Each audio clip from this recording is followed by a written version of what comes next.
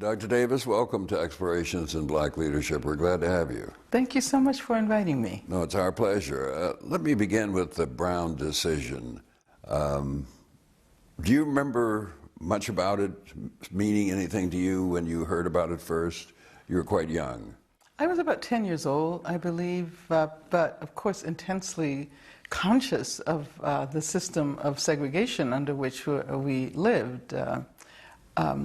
And I remember thinking that this probably is going to be the beginning of a new era. And I say that because my mother constantly told us that the conditions under which we were living, with which we were living, weren't supposed to be that way. And now, of course, I see myself as an activist as having been shaped by the fact that as young as, when I was as young as maybe 3 or 4, she emphasized that this is not the way things are supposed to be. It's true that you can't go to this museum today, but one day you will be able to go. This is not the way things are supposed to be. So I remember in my house and in our community, there was a major celebration. And because your parents are school teachers, do you think they place special emphasis on this? Oh, absolutely, absolutely.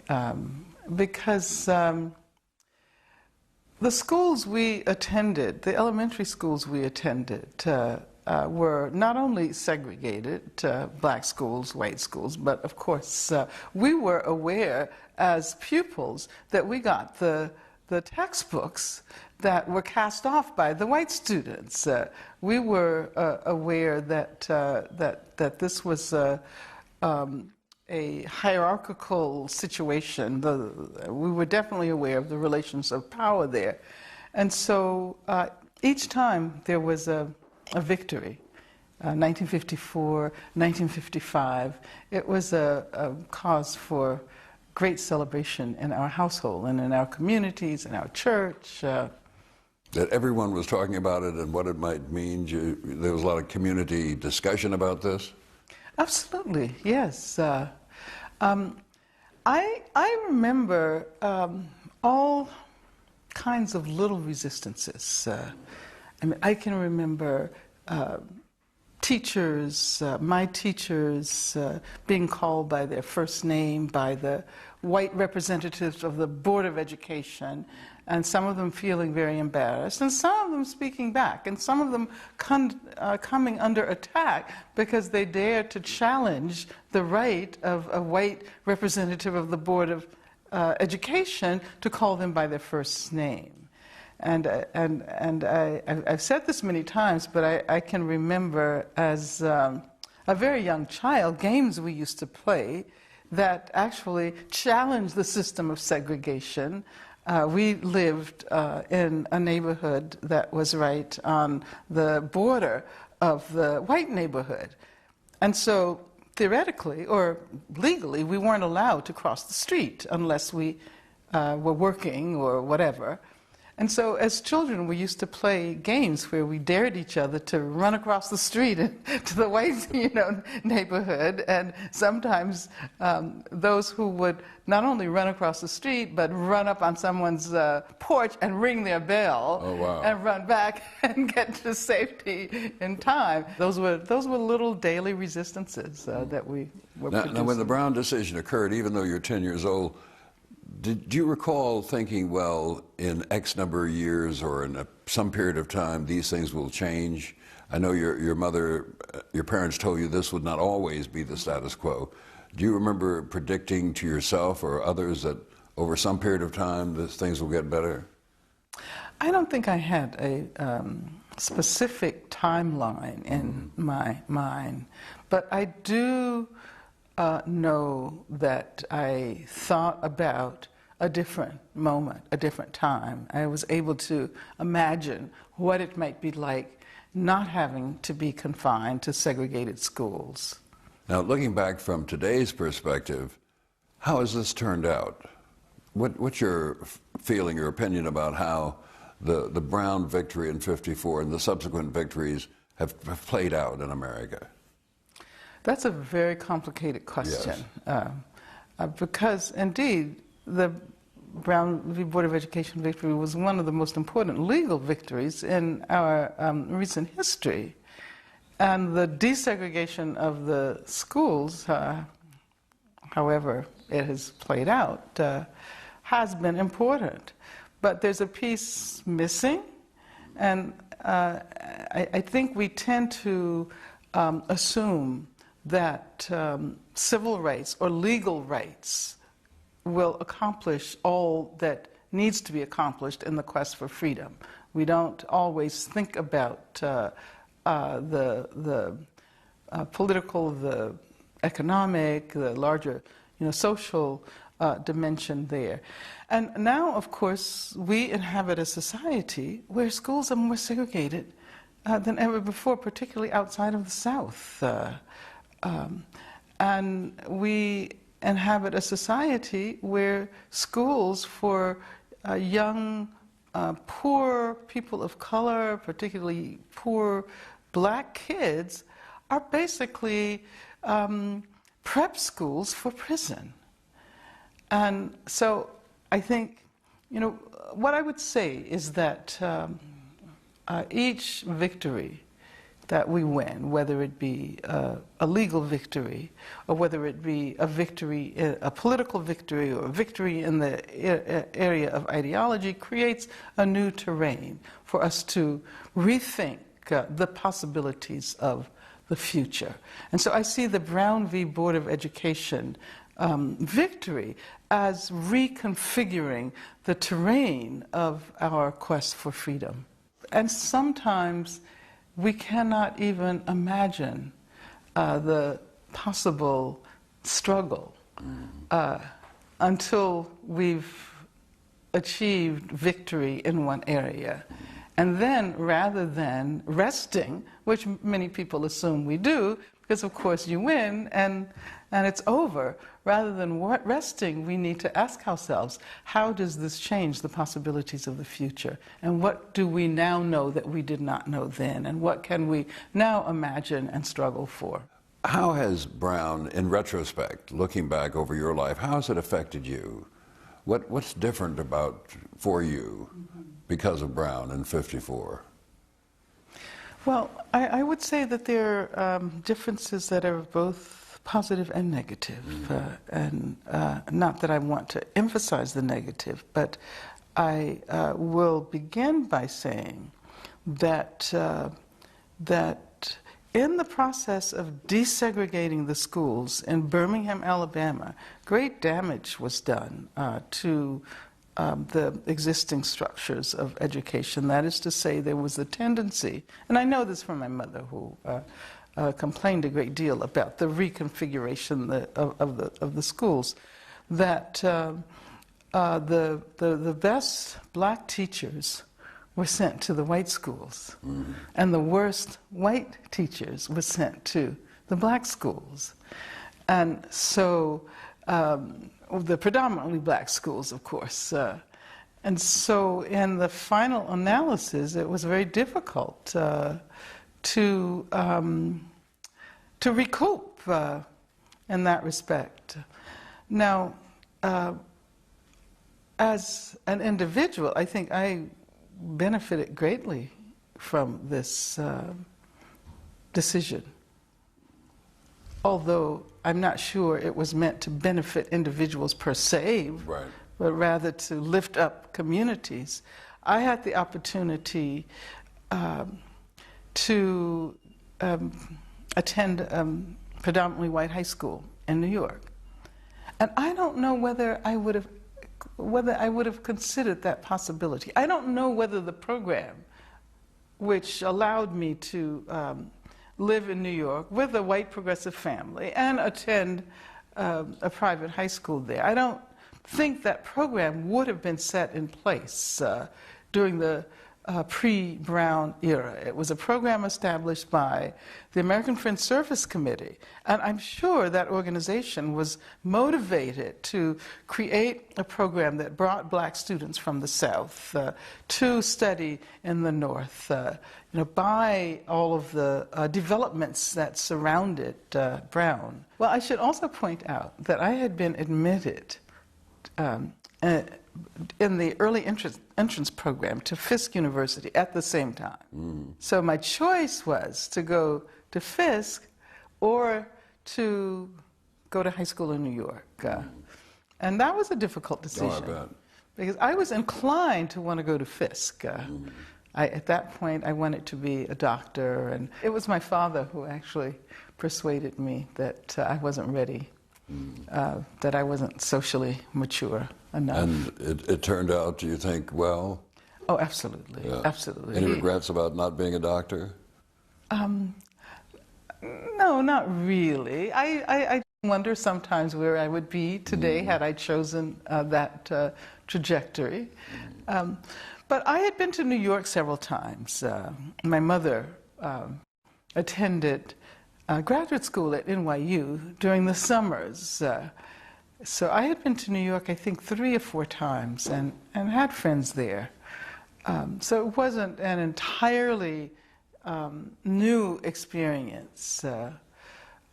But yes, once I arrived at Elizabeth Irwin High School, I was the black girl, the Negro girl from the South, right? Yeah. So I had a hard time trying to figure out, how to understand all of the attention that was focused on me, and students asking me to come to dinner and to come to their country houses and so forth, and some of them had black servants and would feel compelled to bring the servant to the table, and it was To introduce you. exactly, Yeah. exactly. Because we didn't have the conceptual apparatus at that time to understand the extent to which racism is. So yeah. And it was evident to you at that age that the new school you're in is so superior in many ways to the school you'd left behind, I'm guessing. Oh, absolutely. Although I should say that I learned a lot in segregated schools in Birmingham. I learned things I would have never learned. Like what? Black history. I can remember from the time I was very young, first grade, celebrating Black History, Negro History Negro Week. History Week, that's right. And using that time to think about the extent to which black people had made major contributions. So that I think I would never have received. Every time we sang the American national anthem, right? We also sang the Negro national anthem. Right, lift every voice. Exactly. Yeah. So, I think that my teachers in elementary school and high school gave us all a sense of pride and gave us the tools with which to resist the imposition of racial inferiority. What role did your parents play in shaping you? You've talked earlier about your mother explaining to you that things will not always be this way, but what else do you recall?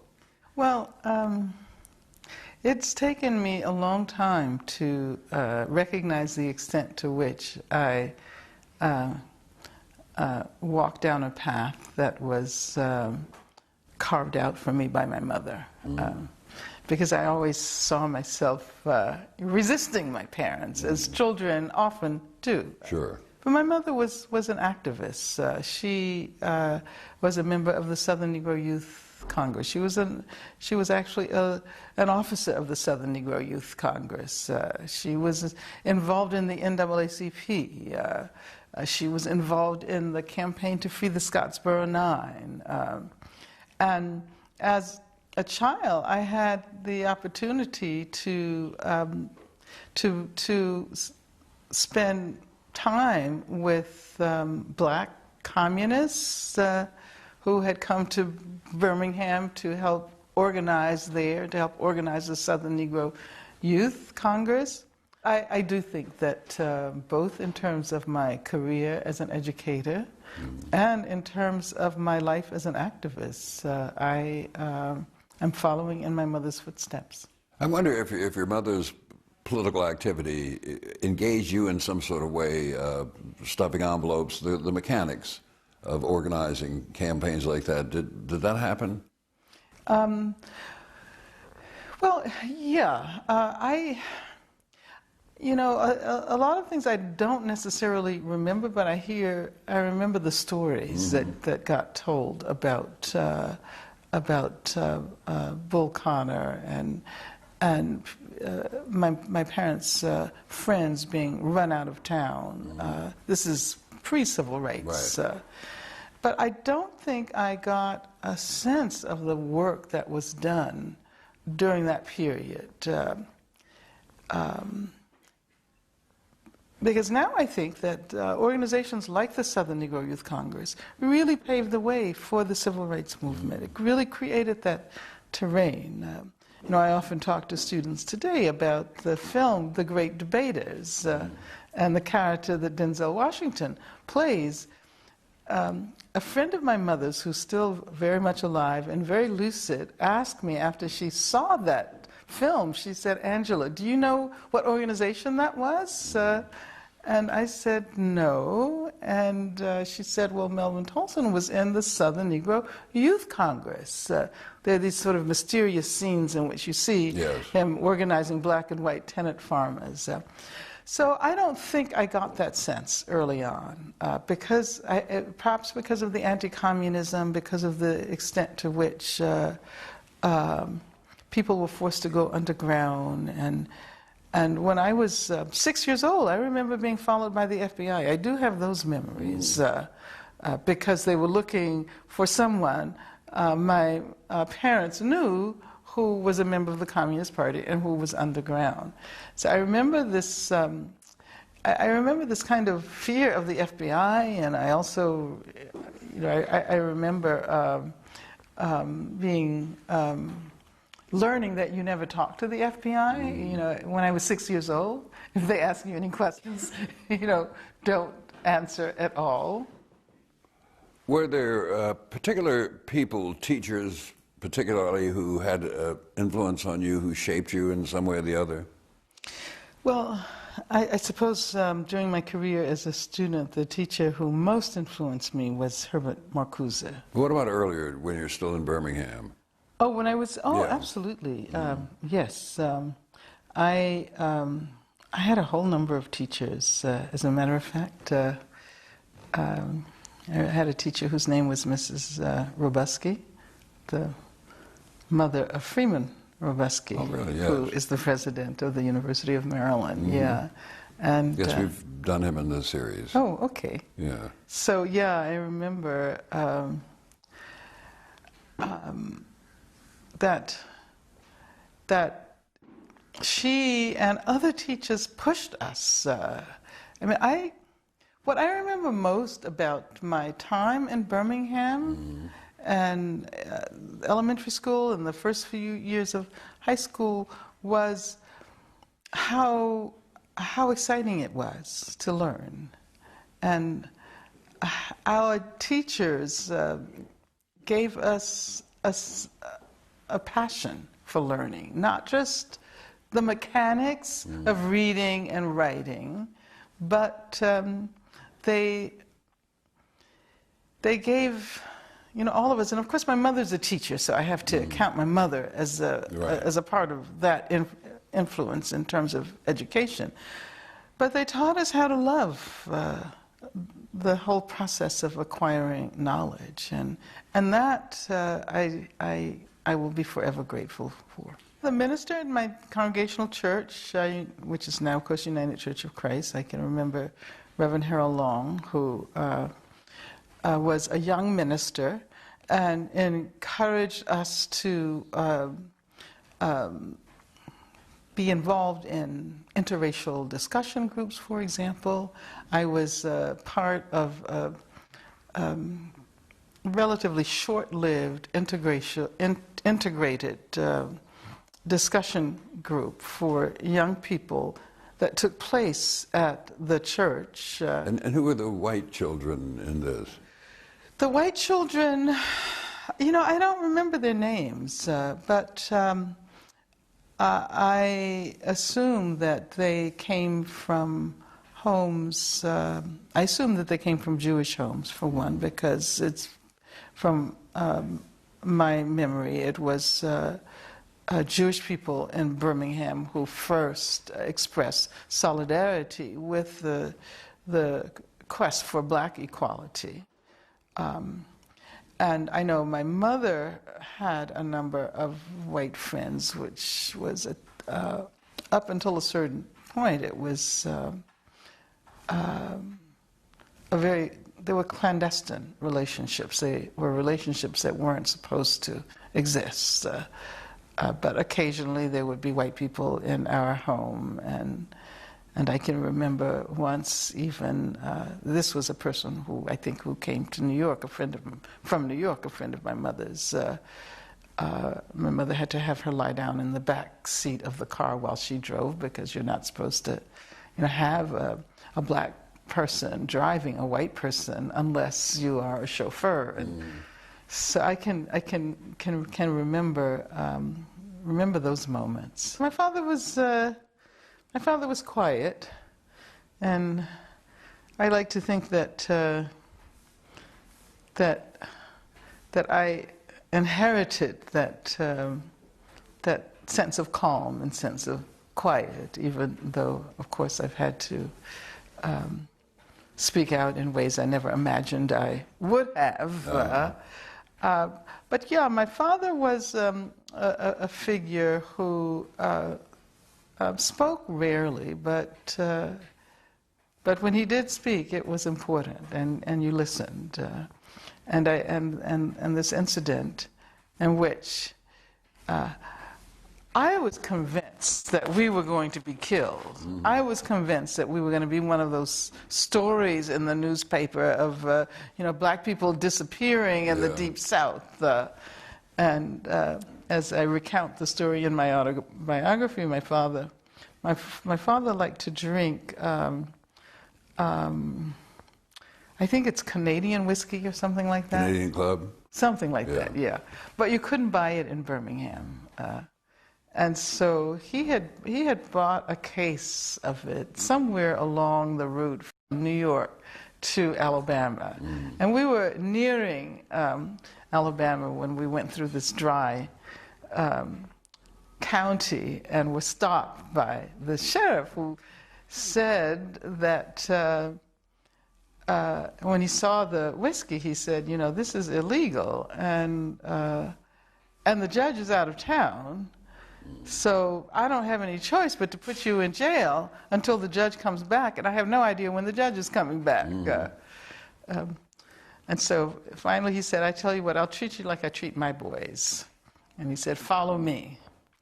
And my father followed him to this old warehouse in an area of town that we were absolutely unfamiliar with. And he got out and asked my father to come into the warehouse. And so my mother and I were sitting in the car. They were driving me back from Brandeis, right? My mother and I were sitting in the car, trembling, and oh my God, what are they going to do to him? And then finally he came out laughing, and he said, all he wants is the whiskey and $100. So, yeah, but that was a very frightening moment, and I appreciated how my father, dealt with that situation. You mentioned Herbert Marcuse again, and you meet him at Brandeis.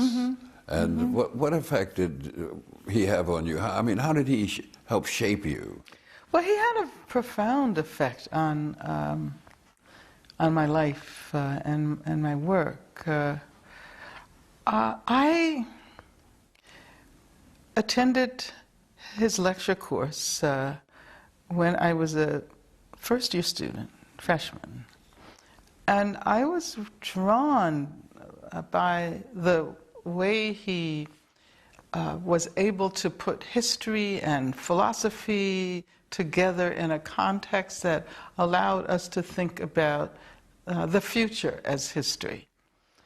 And so I watched him from afar for a while. I can actually remember him speaking during the Cuban Missile Crisis, and James Baldwin was also on the campus. Then my second year, he spent in Europe teaching. My third year, I spent in Europe at the Sorbonne. And then when I came back for my fourth year, I was ready to move from French literature to philosophy, French literature was my major. And I went to him and told him that I was really interested in studying philosophy, but I didn't know where to begin. And I hadn't had any formal training. I had read Sartre and Camus, and I had read a lot of the French philosophers in connection with my French studies. And so, I mean, he didn't know me from whoever, but he said, okay, well, let's spend the first semester doing an independent study, which will be an intensive engagement with the history of Western philosophy. So we started with the pre-Socratics, and I met with him a couple of times a week, and managed to get a sense of the history of Western philosophy. And then at the end of that semester, he told me that I had to take his graduate course on Kant, on the critique of pure reason, and then he had me give the first paper in this graduate. First of all, I was an undergraduate. Right. And he was teaching graduate students who had a great deal of preparation and training. And so by the time I finished that, I was hooked. It was because of his influence that I decided to go to Germany and study with former colleagues of his, Theodor Adorno and Max Horkheimer, and I kept in touch with him during the period I was studying in Germany. And eventually, he was fired from his position at Brandeis because he was considered to be too radical. It's a little more complicated than that. But in any event, he was offered a position at the University of California, San Diego. And I spent 2 years in Germany, and then I returned to this country and studied with him in San Diego. And I would say what influenced me most was the way in which he negotiated his very close engagement with philosophical texts. He was an incredible reader of texts. And the way he engaged with those texts and made a connection between possibilities in the real social world. And so I saw him, I took many seminars with him, but I also saw him speak at rallies. I also saw him speak out against the war. I also saw him support the black struggle. I also saw him support the student movement. And so in that way, it was an inspiration for me. Watching him made it apparent to me that there didn't have to be a contradiction between academic research and social activism. Why did you choose Brandeis? You're one of 2 black students at this overwhelmingly Jewish school. Why Brandeis? Well, I think there were 2 black students in my class. There were a few more, but there was only a handful on the entire campus. Well, I went to Elizabeth Irwin High School. The majority of the students there were Jewish, and everybody wanted to go to Brandeis, right? But I was the one who got a full scholarship at Brandeis. And I knew I wanted to go to college in the East. I had thought about Western Reserve. I thought about Mount Holyoke and other places. But Brandeis seemed to be the best fit for me after visiting, these schools. And it seemed to be the right choice. Do you remember particular events, historical or personal, that you view as critical to your understanding of American society, things that happened in the larger world that had an impact on you that made you understand what your place was in the society or what your place was expected to be in the society. Do you remember such things? Well, I remember the bombing of the 16th Street Baptisters. That had, of course, many people talk about the impact of that. Did you know any of those girls? Yeah, I did. I knew 3 of them.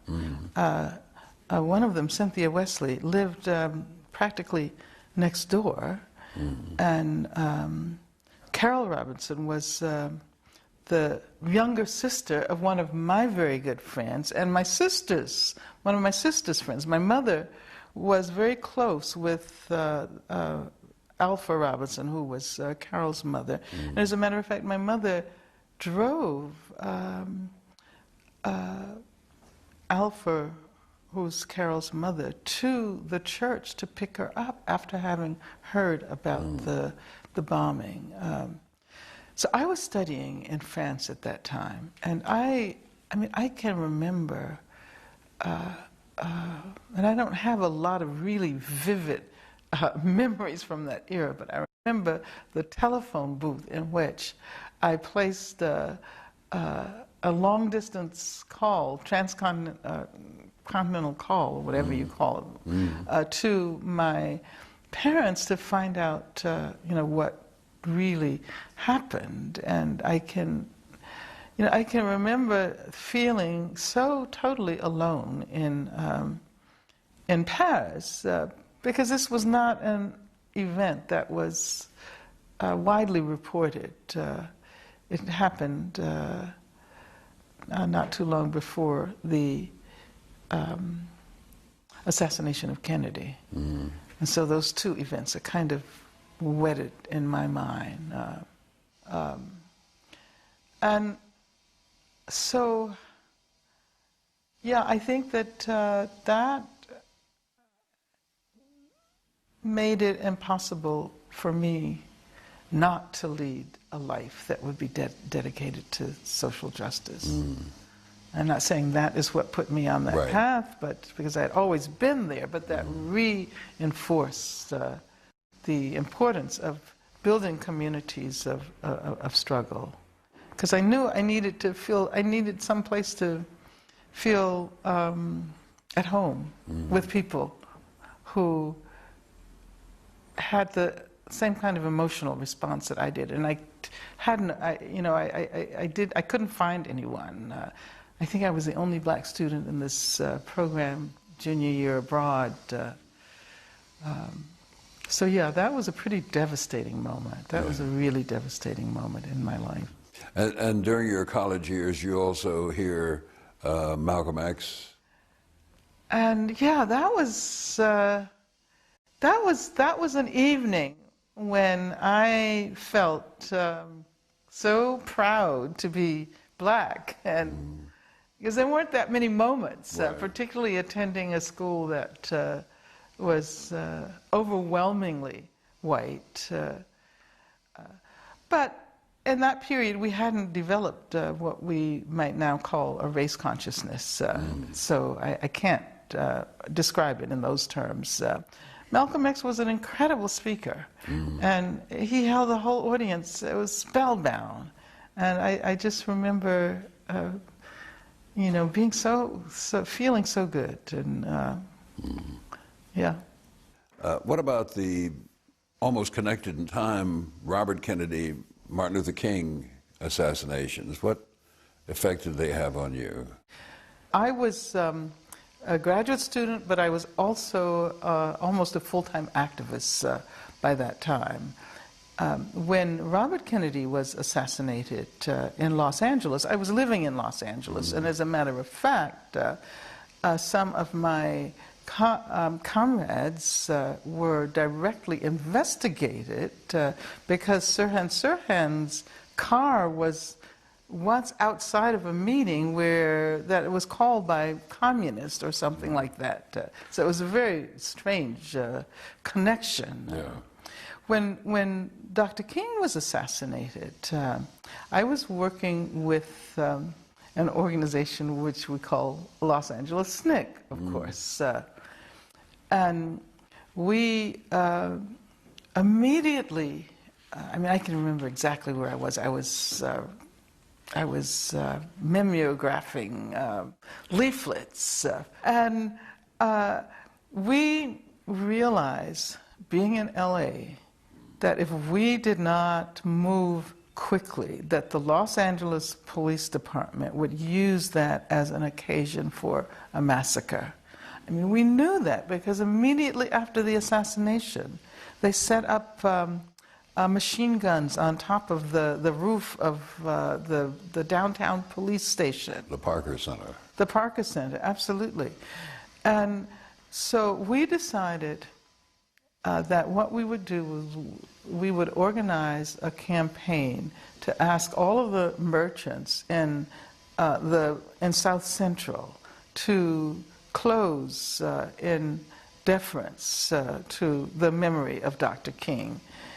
And then we put up picket lines at all of the stores that didn't, including some of the large stores at the malls, like the May Company. And we were actually trying to prevent a riot, prevent the outbreak of violence.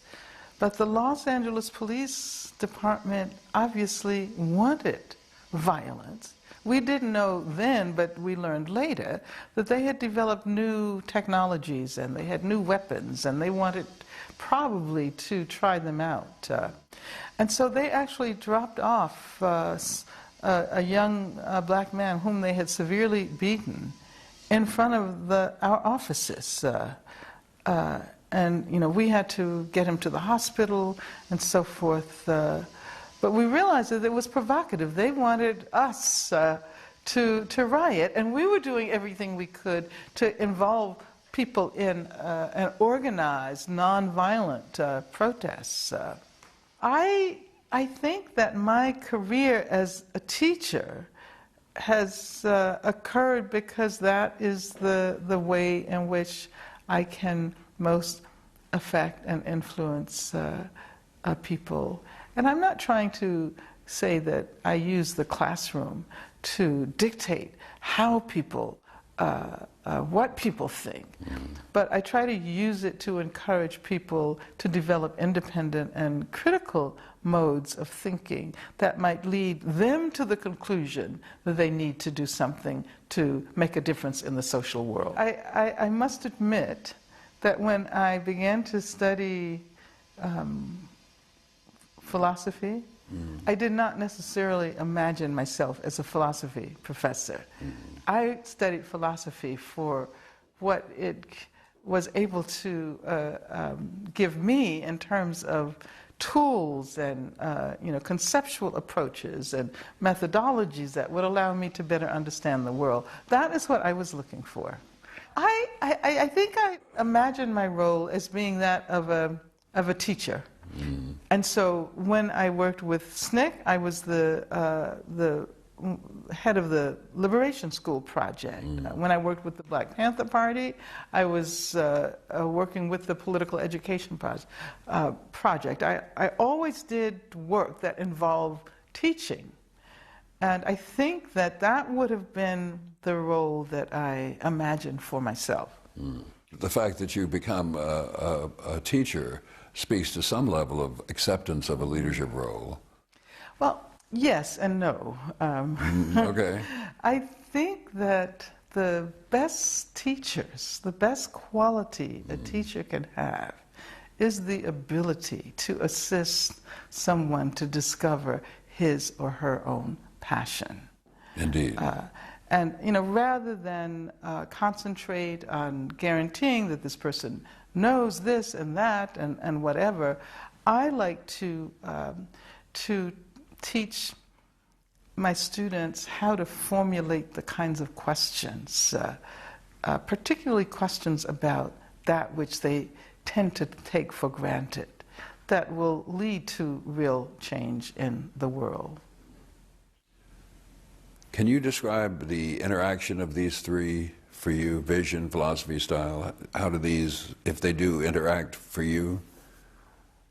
Well, yes, I think they do. My vision has always been that of a better, more just, more egalitarian world. And of course, I spent many years as an activist in the Communist Party. I'm no longer in the Communist Party, but I still imagine the possibility of moving beyond capitalism, some kind of democratic, socialist arrangement. I don't know if I can succinctly describe what my philosophical approach is, but I will say that if I were to try to succinctly describe it, I would talk about a critical posture toward everything, learning how to raise questions, even about that which one assumes is unquestionable. And this is what I've learned from my philosophical studies, from critical theory, that we have to be willing to test even those categories we use to try to understand the world. And style, that's the one I'm having problems with. I don't know whether it's possible to cultivate a style. I can, and I'll tell you a short story. I can remember getting out of jail and people having these ideas about me from the photographs they had seen, right. That I was supposed to be this, militant, revolutionary, ranting and raving and so forth. And I had to finally recognize that if I was not true to myself, if I did not have the kind of style that most reflected my upbringing and my character, my training, then I definitely would not be able to make a difference in the world. So no matter how much people wanted me to rant and rave, I, opted for my own, sort of more quiet style. What did jail do to you? You said people thought jail had done something to you, made you something that didn't fit their stereotype of who you were. What did it do to you? Well, fortunately, I think I was able to use the time I spent in jail productively. And I say this because even though I was behind bars for some 16 months, there was an enormous movement on the outside. I had family, I had friends, I had colleagues and comrades all over the world who were concerned about my predicament. So I did not feel alone, even though I was in solitary confinement practically the entire time I was behind bars. I found ways of dealing with that. One of the things I remember thinking was that being a graduate student was really good preparation for this, because one spends a lot of time alone studying, and that is what I did when I was in jail. I learned how to do yoga. I practiced in my little cell karate. So I made a life for myself, and I can imagine that had I been in jail longer than that, it would have been a much greater challenge. So I'm not comparing my situation to anyone else's situation. But I do remember being very withdrawn when I got out. Over a year of solitary life can leave one in a state like that. And I do know that I was profoundly affected emotionally and psychologically by that experience. I was able to work through it. I can remember getting out and not wanting to go into places where there were large numbers of people and being, going to a dance or something. And of course there was all of this attention on me, and and I would want to relax and party, but everyone there assumed that they had to have a deep political conversation with me. So I spent a time not going out to the social events because it was just too difficult to negotiate. But eventually I learned that I had to talk about or think about that period in my life as representing something that was far more important than me as an individual.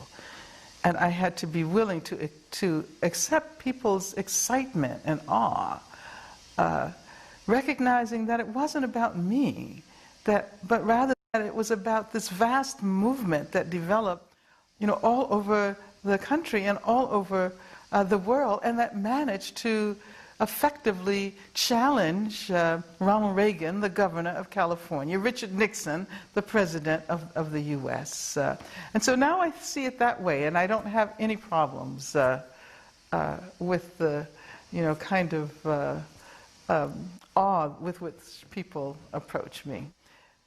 I've come to think of that moment as a kind of collective empowering that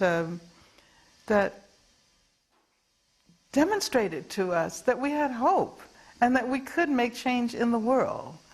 So I have to be the beneficiary of that, and I continue to see myself as the beneficiary of this amazing movement. I just read a story, an article rather, about people who are put in solitary confinement and the devastating effect it has on them. Just awful, awful effect. And comparatively speaking, yours is relatively short, but still, one thing described in this story was the person's inability to fit into a large space, and that once released, in a room this large, for example, they'd go to the corner. Yeah. And did anything like that happen to you? Absolutely, absolutely. I remember that my body had its habits that I had to try to undo.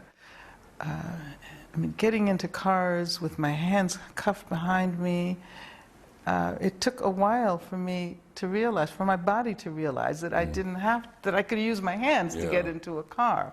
Or, being in large spaces with large numbers of people, yeah, absolutely. And I don't think that we acknowledge the degree to which confinement and imprisonment creates mental disorders. Is it fair to say that this experience for you was a tremendous motivator for your current day interest in incarceration? I understand that the interest preceded this, but did this heighten and intensify your interest? I suppose so. I guess the overwhelming majority of my life has been devoted to work around issues of prison and imprisonment, and of course when I went to jail it was around the campaign to free the Soledad brothers. So I was already doing work around political prisoners and around prison in general. But I don't think I would have imagined then that this would have been my calling, that I would devote my life to this work. But then I think of my mother working on the Scottsboro 9 case, and I think that this is just a way in which to challenge injustice at its core. I think that movements give rise to the most effective spokespersons for those movements. And I like to talk about Dr. King, and what an incredible leader he was, precisely because he was able to give expression to collective aspirations, and that he didn't simply appear one day and the movement arose in response to his presence.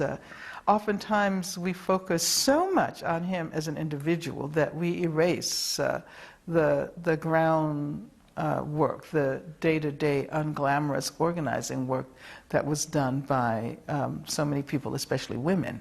Yes, you know, Ella Baker said the movement made Martin more than Martin made the movement. Absolutely, absolutely. Yeah. So, yeah. But did the movement, in effect, make Angela Davis? Well, yes. As much as Angela Davis made the movement and continues now to make the movement. Well, yeah, I think that that I was a creation of the movement in many respects.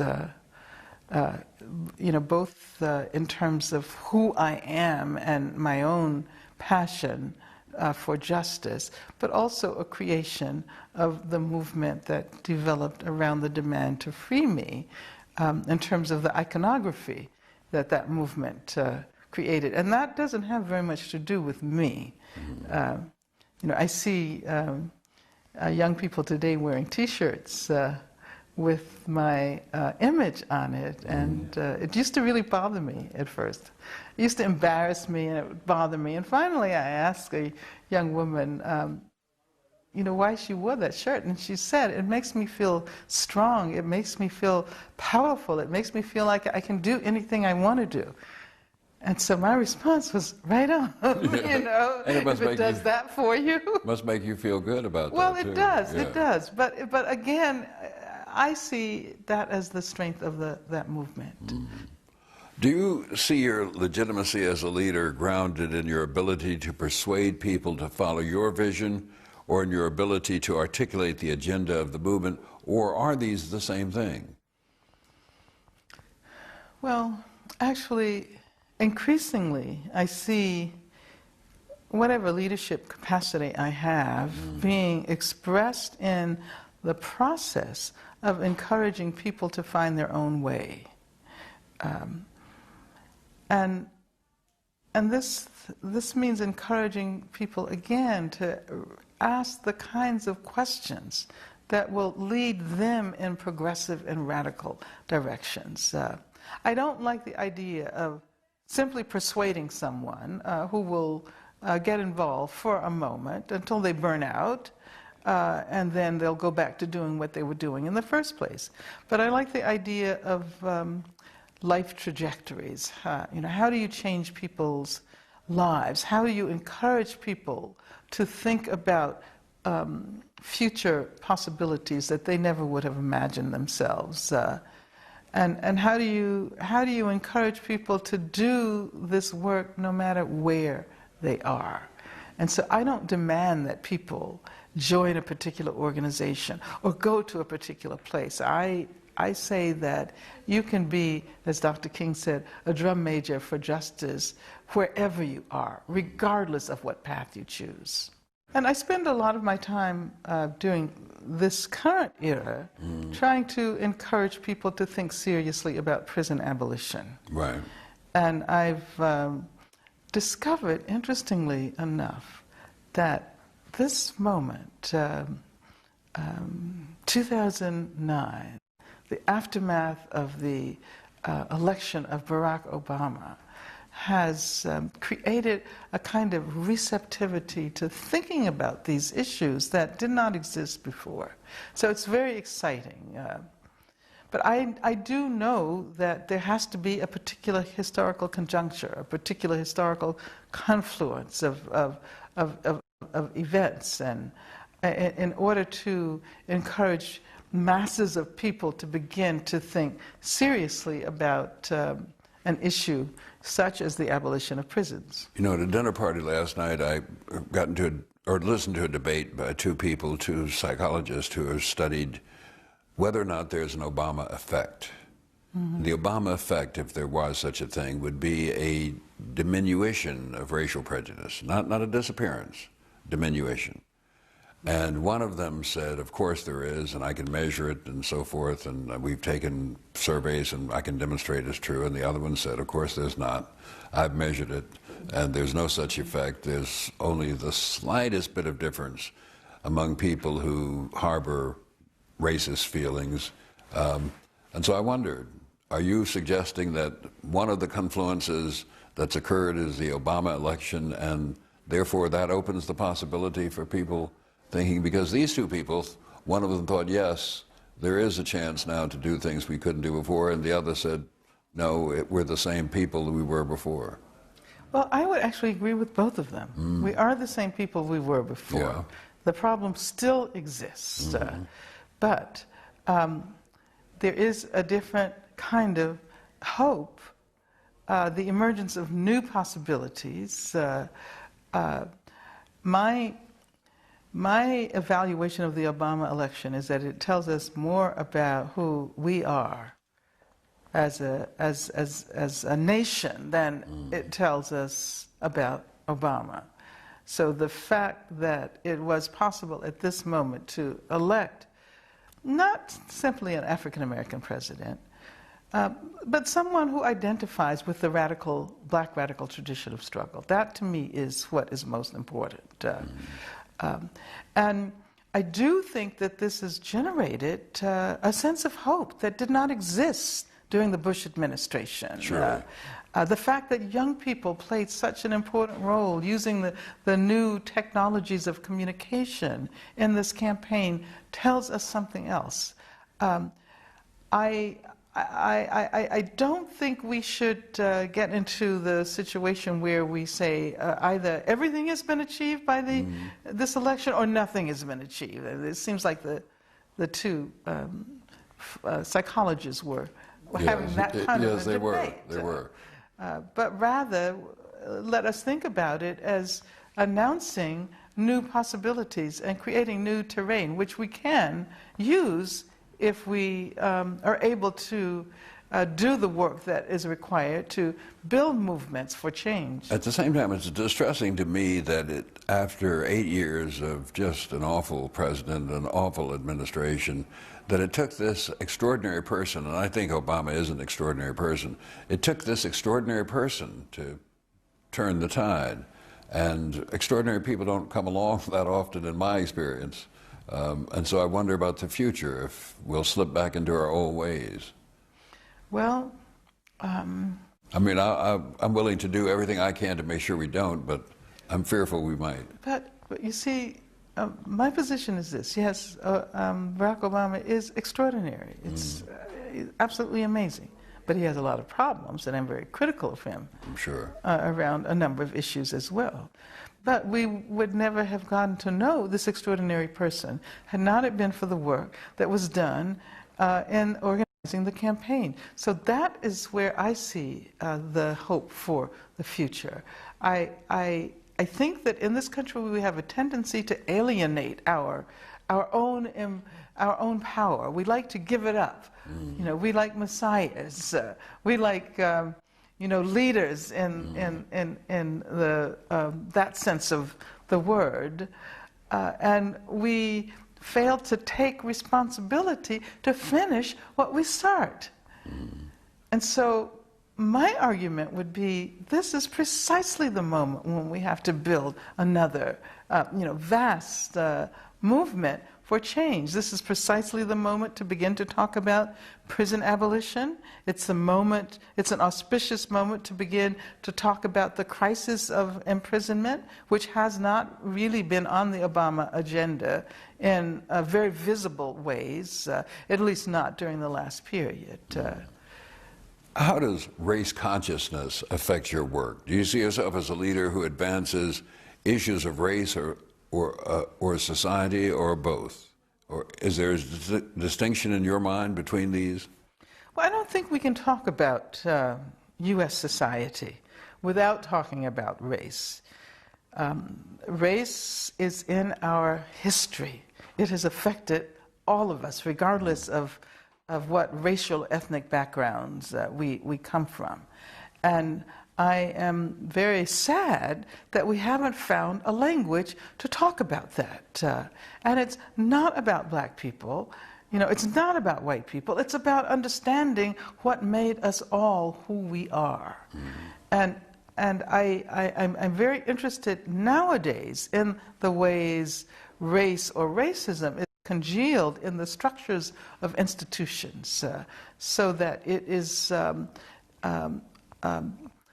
unhooked from any individual racist perpetrator or motivations of racism. It exists in educational institutions, it exists in the prison system. And I think we all have to learn how to talk about that.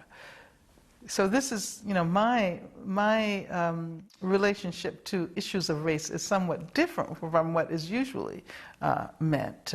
Unfortunately, in this country, the media assumes that race, the very mention of race, opens up a Pandora's box, and there's always attempts to, close it down. Let's not let this chaos overwhelm us, and it will become more and more chaotic until we can find a language to talk about the degree to which race has influenced our histories and our psychic histories. Why do you think we have such a resistance to talking about these things? I think it's because the assumption is that it's about racial superiority, and it's conceptualized in terms of individuals, and so people feel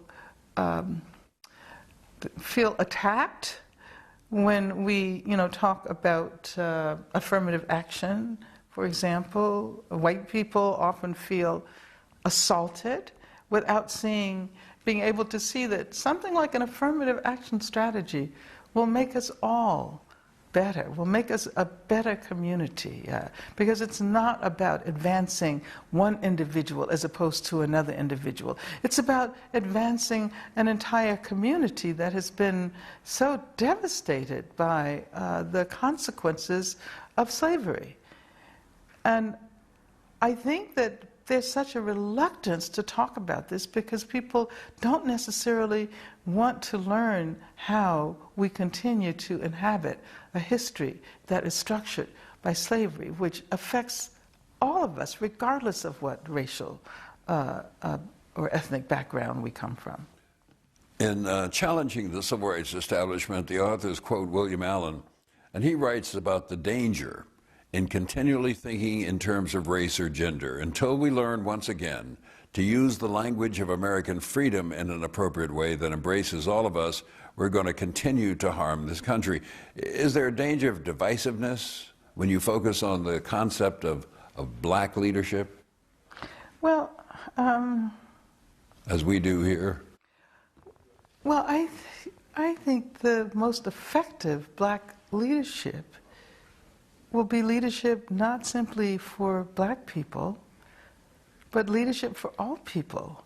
And I'm convinced that engagement with issues of race, of gender, which is a lot more complicated today than it was, because we not only have to talk about people who identify as men or women, but transgender expression, and issues of sexuality. What has been so fulfilling, I think, in terms of my own history, has been the awareness that we've developed ever more capacious visions of what it means to be free. And so, in the beginning, if we thought about race as the barrier to freedom, or racism as the barrier to freedom, we had to learn that racism doesn't exist on its own, that it's connected with and cross-hatched with sexism and gender discrimination. And then we have to learn that it's more complicated than that. There's class there. And then we learn that gender is not binary. That there's much more there than we ever thought. And then we learned about sexuality. So it means that our sense of freedom becomes vaster and more interesting. And, rather than go backwards and talk in terms that excluded people of color, that excluded women, that excluded transgender people, that excluded LGBT communities, then I think we have to find a language that is all-embracing. Do you think black leaders have an obligation to help other African Americans, or is there some point when that obligation, if it exists, ends and you can pursue your own ambitions, your own hopes and dreams? Well, I think black leaders have an obligation to help everyone who is down, not just black people. And it has, I suppose the election of Obama as president helps us to understand the extent to which what we might call the black radical freedom tradition has had an impact on everyone. It's not just about black people, but it's helped to shape movements that lead to greater advances toward freedom. And so I don't think narrowly in terms of black people. As a matter of fact, I think it can be very dangerous to think narrowly in terms of only black, because there are a lot of black people around who don't identify with collective community quests for freedom. So I like to think about communities that are shaped using political standards and not simply racial standards. I don't count every black person simply because she or he is black as a member of my community. And you know, I often point out people responded to the Barack Obama election by saying, I never thought that an African American would be elected president in my lifetime. But I don't think that is what they meant, because had Clarence Thomas been elected president, I don't think people would have gone around saying, I never thought that. Well, I think you see what I'm saying? Yes, I see what you're saying, but I think they might have said the same thing, were that to happen. But they would. I don't think that there would have been black people who were just so emotionally awed by But of course, you know, there was a segment of the black population that when Thomas was nominated to the Supreme Court that rallied to him because of his race and assumed that his race meant that he was with them on issues that I absolutely remember that. That was so distressing. But I remember some people realized their mistake afterwards. Yes. You know, particularly... Yes, after they foisted him on us. Yeah, exactly. It's too late.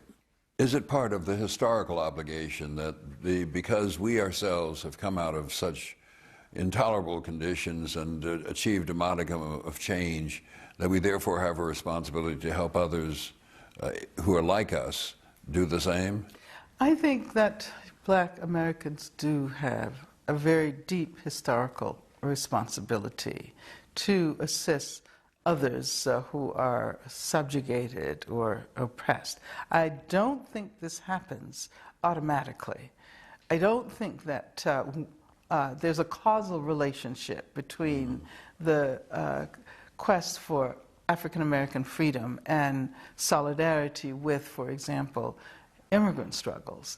I think that this has to be a point that our movements emphasize, that justice is, after all, indivisible. June Jordan once said that, and I never I never fail to repeat that. Justice is indivisible. And so, for example, today the civil rights struggle involves civil rights for immigrants, civil rights for prisoners, civil rights for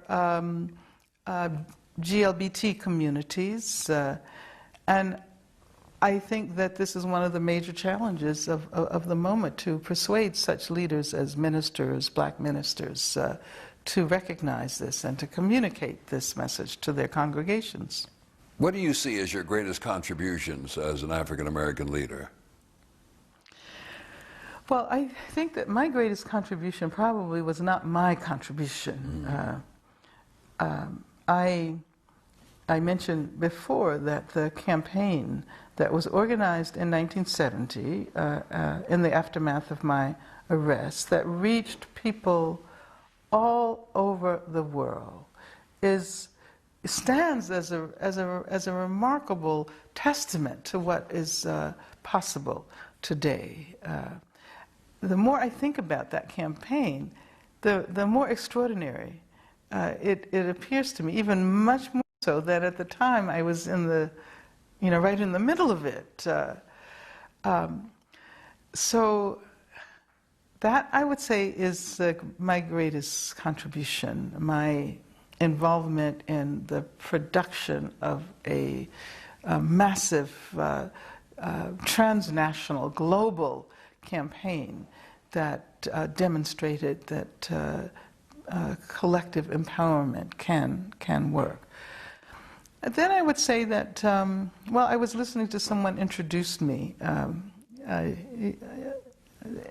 as I spoke in a class, and this professor said something that it never occurred to me, that every decade that I've actually managed to raise some new issues, issues of the relationship between gender and race, and I can't remember what, you'll have to ask her.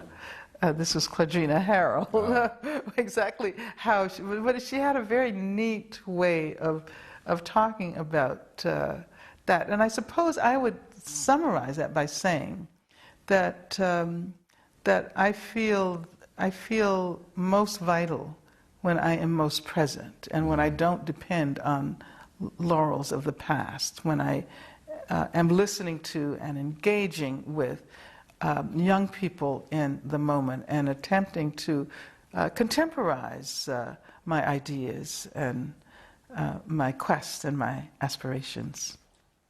What kind of leaders does contemporary society demand? How future problems demand different leadership styles, or will they? Well, yes, I think there will be different leadership styles. My response to the campaign that led to the election of Barack Obama, that was largely an internet campaign that involved email and Facebook and MySpace, and I don't know whether Twittering had really started then, but texting. I don't know. Okay. And my response is this. If in the 60s and 70s we had those technologies of communication, we could have made a revolution.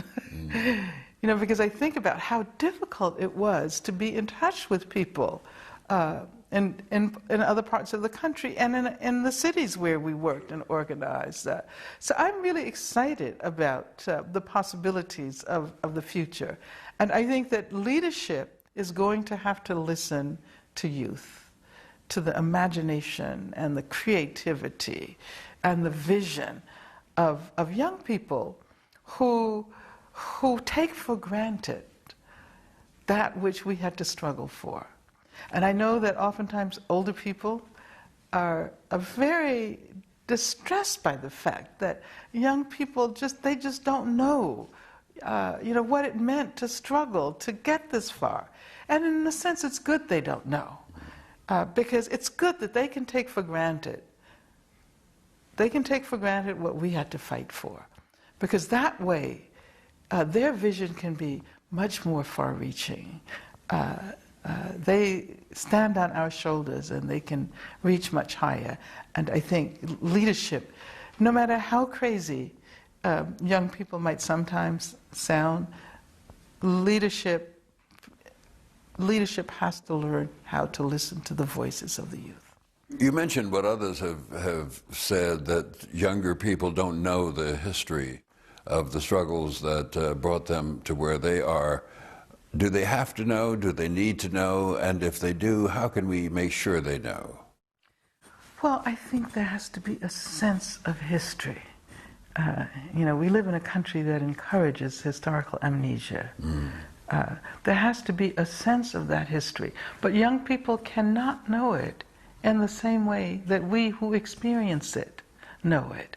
And oftentimes we demand a relationship to that history on the part of young people that reflects our relationship as people who experienced it.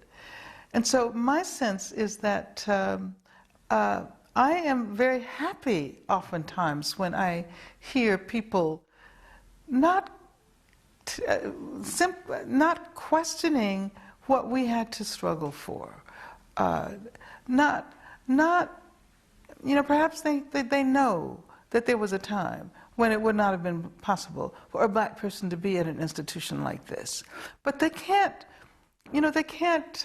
spend so much time reflecting on that they forget about what they need to do now that they're here. So this is where they are. This is where they begin.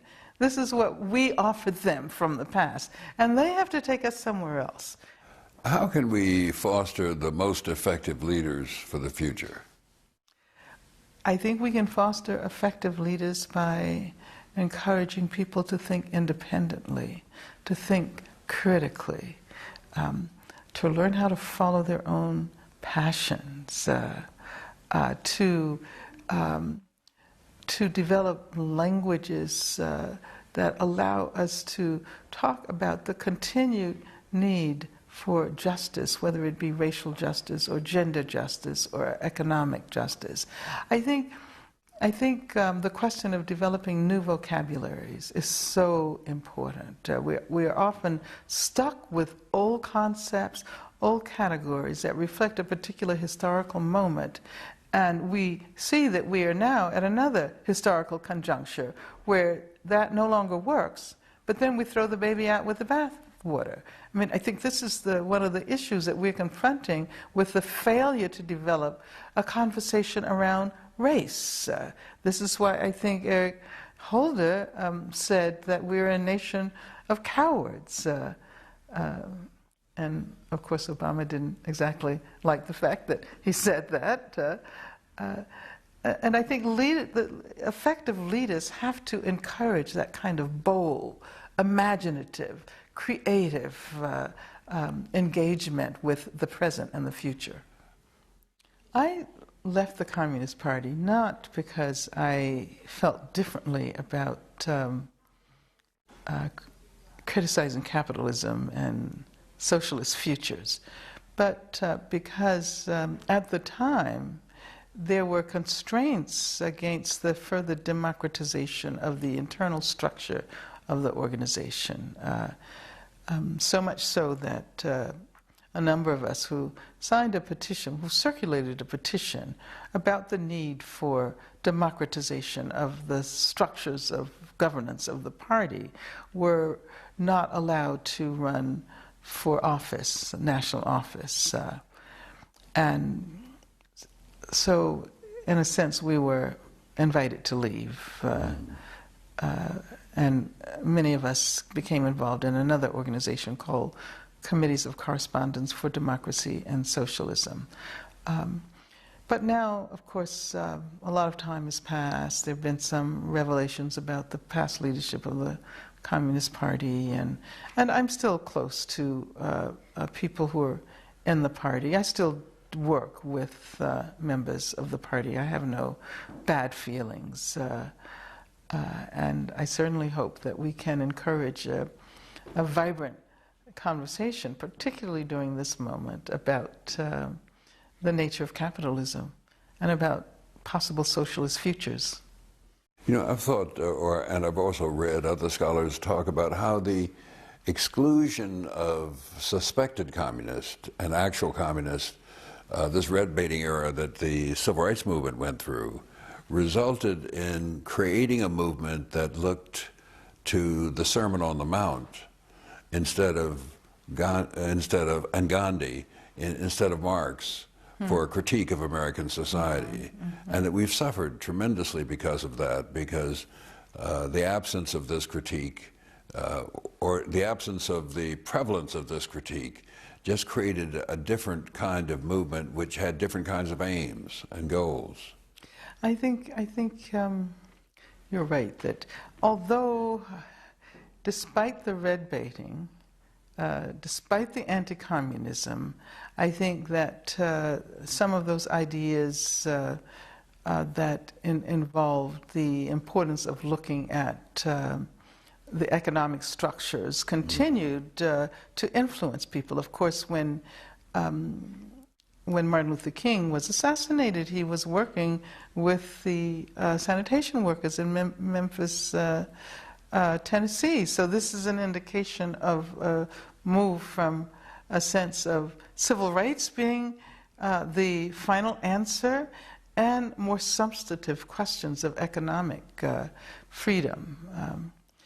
But I absolutely agree with you, and I think it's just such a disgrace that so many of the people who have given so much to movements for justice and equality in this country have been completely eradicated from the historical record. Of course, now we're just beginning to see interest in Paul Robeson, and for a long time, nobody knew who W.E.B. Du Bois was, precisely because of the fact that these were two people who did maintain that Marx did offer us something productive for thinking about change, whether it be radical change in the area of race or class.